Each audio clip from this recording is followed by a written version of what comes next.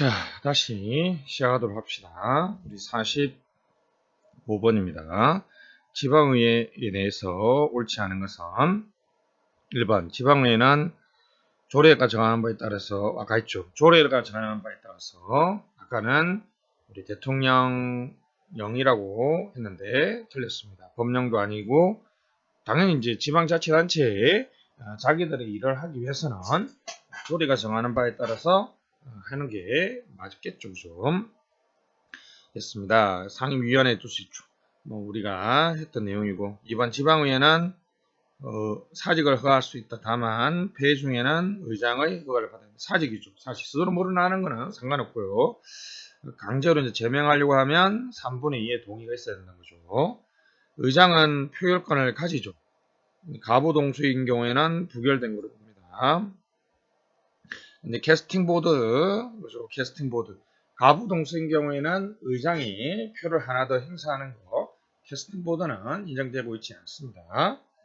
됐습니다. 지방의회에서 부결된 의회는 같은 얘기에서 다시 이게 이제 일사부재 이하 원칙이라고 그러죠. 일사부재 이하 원칙이라고 얘기합니다. 그래서 의장은 표결권 가집니다. 단 캐스팅 보드는 인정되지 않는다는 거죠. 46번 의결상 노조, 조례, 제2요구, 기금, 재산, 창원 됐습니다. 그래서 제2요구는 누가 하는 거죠? 자치단체 장이 하는 거죠. 그죠? 제2요구. 창원 중요합니다. 창원은 무조건 지방의회 의원의 소개를 받아야 합니다. 다시 뭐라고요? 창원 의심 전로죠. 창원은 지방의원의 소개를 받아서 지방의회에 해야 된다는 거죠. 자, 47번입니다. 자, 옳은 것은 현재 광역 기초자치단체장 및 의원 모두 정당 공천 됐죠? 교육감만 정당 공천이 허용되고 있지 않다고 얘기했습니다. 광역은 기본적으로 중선거구. 우리나라에서 이제 중선거구를 하는 거는 기초밖에 없습니다. 기초 됐습니다. 됐죠? 다시 그래서 자, 광역 국회의원이나 광역의원들은 소선거구제를 하고 있고요. 기초의원 경우에는 중선거구제를 하고 있습니다. 소선거구의 경우 풀뿌리 민주주의 기반이 되는 주민의원 관계가 멀어질 수 있다는 단점이 있다. 이 소선거구제를 하면 그만큼 주민과 밀접성이 높아진다는 거죠. 그게 소선거구제의 장점이 되겠습니다. 단점은 이제 지역 이기주의가 엄청나게 많이 나타날 수 있다는 거죠. 요만한 우리 지역구에서 우리 3명의 그죠? 지방의원을 뽑을 때 이렇게 갑을병 구역을 나눠서 이렇게 한 명 뽑을 수가 있어요. 요게 이제 소선거구인데 이렇게 안 뽑고 그냥 요 단위 자체에 3명. 그러면 이제 여기서 만약에 이렇게 3명씩 너무 적나요? 4명씩 입후했다 그러면 여기는 12명이 한 방에 입후해서 여기 갑에 있는 주민이 A라면 이 사람은 여기서 4명 중에 1명만 고르면 되지만 만약 중대선거구제로 하면 여기 이제 중대선거구제죠. 이 A라는 분은 몇 명을 뽑아요? 12명 중에서 자기가 마음에 드는 사람을 3명 뽑는 거죠. 그러면 이제 여러분들이 보기에는 중대선거구제에서 당선이 되려면 어떻게 되겠습니까? 이 갑 선거구에 입후한 사람은 갑 지역에 있는 주민들을 만나서 자기 얘기를 열심히 하면 되는데 우리 중대선거구제는 골고루 득표를 해야 되기 때문에 여러 사람들을 만나야 되죠. 그러니까 중대선거구제를 하면 좀 전체적이고 종합적인 정책들이 많이 나올 수 있지만 이 자치단체가 하나의 광역시라고 얘기하다고 전제한다면요. 소선거구제로 나누면 각 그 선거구 내에서만 막 개발 공약을 많이 넣을 테니까 뭐 공원도 갑이 가져온다 그러고 지역구 의원들은 자기 동네를 가져온다 그러고 이렇게 식으로 많이 싸울 수가 있다는 거죠. 그 대신에 갑에 입후한 사람들은 갑 지역 주민들만 계속 만나면 되니까 우리 관계가 아주 가까워지죠. 근데 아무래도 이제 여기 중대선거구제는 이 전체를 상대해야 되기 때문에 아무래도 주민과 거리가 좀 멀어진다는 단점이 있습니다. 제 개인적으로는 우리 소선거구제보다는 중대 선거구제를 하는 게 훨씬 더 좀 더 종합적이고 전체적인 관점에서 지방행정을 할 수 있고요. 방금 제가 말했던 것처럼 요즘에 여러분 이렇게 갑을 병을 나눠도 이 예전의 관점은 옛날에는 요 동네에서 그냥 거의 대부분 생활했다는 전제를 하고 있는데 실제로는 여러 군데로 왔다 갔다 하지 않습니까? 그러면 전체적인 관점에서 지방의원이나 국회의원을 뽑는 게 훨씬 더 바람직하다 볼 수 있죠. 47번의 답은 1번이죠. 됐습니다. 자, 다시 광역은 소선거구제고요. 기초는 중선거구제입니다. 소선거구제는 주민과 관계가 좀 더 밀접하다는 장점이 있습니다. 자, 특정직 공무원에 해당하지 않는 거, 우리 지방의회 전문위원, 교육 전문위원, 그 다음에 경찰, 우리 소방은 국가직에서도 특정직이죠. 그렇죠? 됐습니다. 우리 별정직이죠. 별정직이 되겠습니다. 됐죠? 우리 공무원 그 얘기하면서 했던 거 기억나시죠? 그죠? 우리 국회의원의 비서관은 우리 별정직인 것처럼 지방의회 전문의원도 별정직이라고 얘기할 수 있습니다. 자, 다음에 넘어가십시오. 됐습니다. 지방의회 전문위원은 별정직이 아니라 일반직이네요. 그죠? 제가 순간적으로 조금 제가 뭔가 좀 이상하다 느꼈어요. 그죠? 됐습니다. 지방의회 전문위원은 일반직이다. 일반직. 죄송합니다. 일반직. 그 몰라도 이제 여기 경찰, 소방, 교육은 우리 교사, 교육에 관련된 분들은 다 특정직 공무원이라는 걸 잘 아시죠? 넘어가시죠. 49번. 사무처리에 관한 것으로 옳지 않은 것은 자, 법령에 위반해서 이거 중요합니다. 법령에 위반다. 법률이 아니라 법령에 위반해서 사무를 처리할 수가 없다. 자, 2개 이상 시군 자치구에 위치하는 광역 업무는 시도가 처리하는 것 맞죠? 시도, 시군 및 자치구의 사무가 서로 경합하면 당연히 보충성의 원칙에 따라서 시도가 먼저 하는 게 아니라 시군 자치구가 먼저 해야 되죠. 그게 안 됐을 때는 보충적으로 시도가 안 될 때는 국가가 개입해야 되는 거죠. 4번 지방자치단체는 법률에 다른 규정이 없는 경우를 제외하고 외교, 국방, 사법, 국세 등 국가 존립에 관한 사무를 처리할 수 없습니다. 이런 것들이 이제 우리 사무 배분에서 아까 했죠. 포괄 예시주의죠. 자치경찰제 가장 적절한 것은 자치경찰제는 경찰기관 상호간 협조가 용이하여 경찰행정의 능률성을 확보할 수 있다. 아무래도 이제 그 지방경찰하고 중앙경찰이 서로 업무를 나누다 보면 유기적인 연계가 되지 않을 가능성이 많다라고 보죠. 일본은 국가경찰제를 중심으로 자치경찰제를 가미한 절충형을 채택하고 있다. 자, 3번 제주특별법에 의해 운영되는 자치경찰단장은 자치경무관으로 임명하며 정치적 중립성을 확보하기 위해서 도지사는 임의대로 개방진행할 수 없다.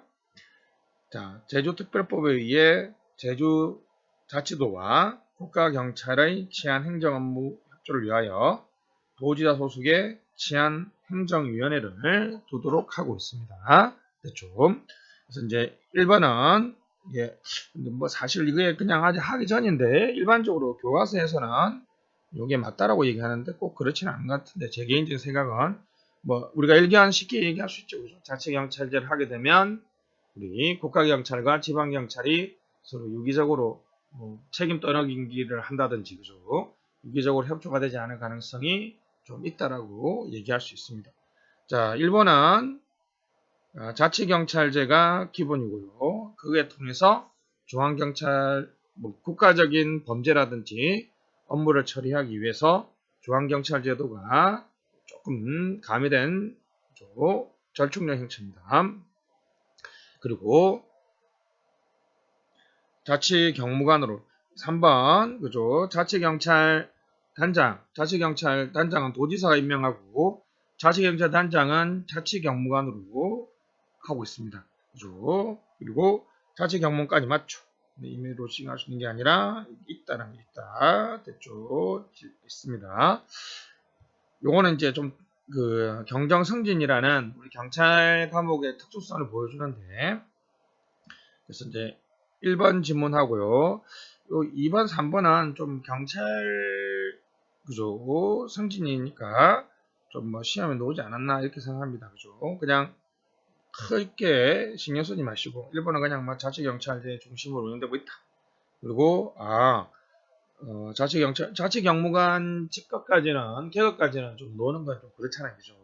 그래서 개방직으로 운영할 수 있다는 정도만 기억하시면 되겠고, 도지사 소속의 치안행정위원회가 있다는 거, 이거는 기억해 주실 필요가 있습니다.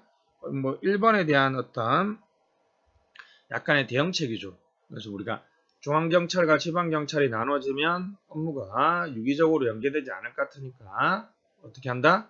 국가경찰과 지방경찰의 유기적 연계를 위해서 도지사 밑에 우리 치안행정위원회를 두도록 하고 있습니다. 자, 51번입니다. 자, 사무배분입니다. 옳지 않은 것. 광역, 기초, 사무 처리할 때는 경합하지 않도록 하고, 경합할 때는 맞죠. 시군, 자치구가 보충성이라고 그랬죠. 먼저 처리합니다. 인구 50만 이상의 도시에 특례를 두고 있고, 도시들은 도가 처리한 사무를 일부를 직접 할 수 있고, 아까 했던 것처럼 행정구를 줄 수도 있다 그랬죠. 자치구에 대한 특례를 두고 있으며, 이를 통해 자치구의 사무를 일반 시군에 기해서 하겠다. 포괄 배분이 아니라 포괄 예시 맞죠? 우리나라에는 자치구에 대한 특별한 특례 규정이 없다. 자치구에 관한 특별한 특례 규정이 없습니다. 자, 52번 교육자치인데요. 자, 그쵸. 정당 공천 안 된다 그랬죠? 네, 맞습니다. 교육감 후보자는 특정 정당을 지지 반대하거나 특정 정당으로부터 지지 추천받고 있음을 이 두 개가 같은 말이죠. 그죠? 해당 지방자치단체의 교육감이 그 직을 가지고 입후보하는 경우 90일 전까지 직을 그만둬. 이게 틀렸습니다. 그죠? 이게 이제 시도지사하고 또는 시군 구청장하고 차이점입니다.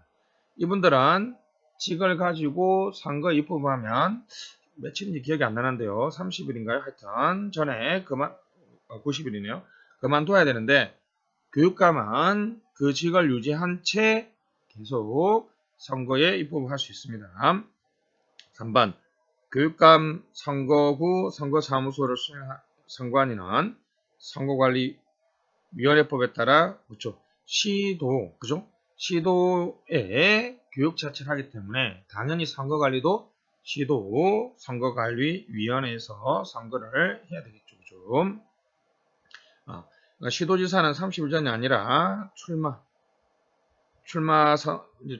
입후보 하기 전까지 사퇴를 해야 된다는 거죠. 근데 교육감은 그 직을 유지한 채로 할 수 있습니다.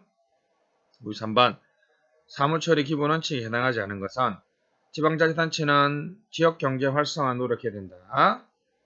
단체는 법령이나 상위자치단체의 조례에 위반해서 처리할 수 없다 그랬죠. 지방자치단체는 조직 운영 합리적으로 규모에 적정하게 유지해야 된다. 4번 사무처리할 때는 주민 편의와 복리 정진을 위해서 노력해야 된다. 아주 좋네요.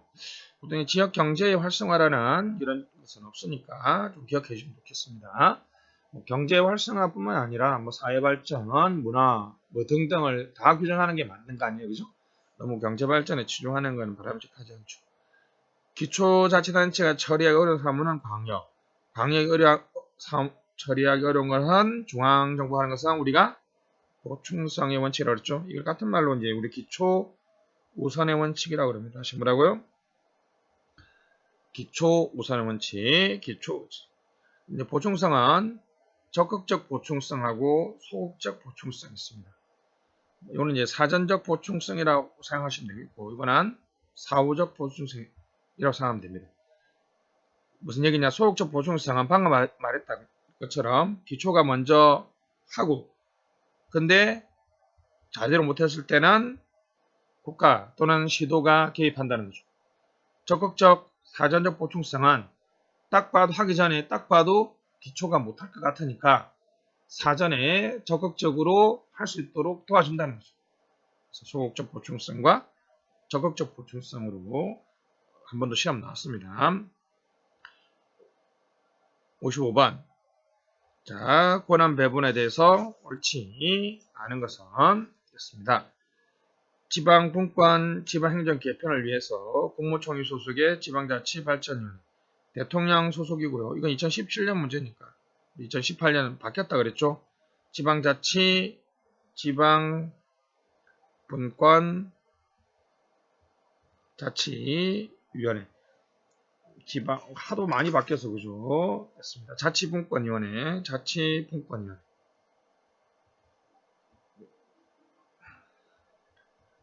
양준혁 촉발분이라고 얘기했죠. 지방 이양위원회 주는 아니고요. 혁신 및 분권위원회 노무현정부고, 지방 촉진위원회 발전위원회 이거는 이제 MB 이명박 정부, 발전위원회는 박근혜 정부고, 자치분권위원회는 지금 문재인 정부입니다. 2017년 문제니까 용어가 좀 틀리게 나왔죠. 답은 1번이고요. 나머지 뒤에 부분은 우리 저번에 봤던 문제고 그렇게 중요한 게 아니니까 넘어가도록 하겠습니다. 자, 3절 이제 사무하고 지방 공무원인데 그 부분은 다음 강의에서 하도록 하겠습니다. 뿌잉뿌잉.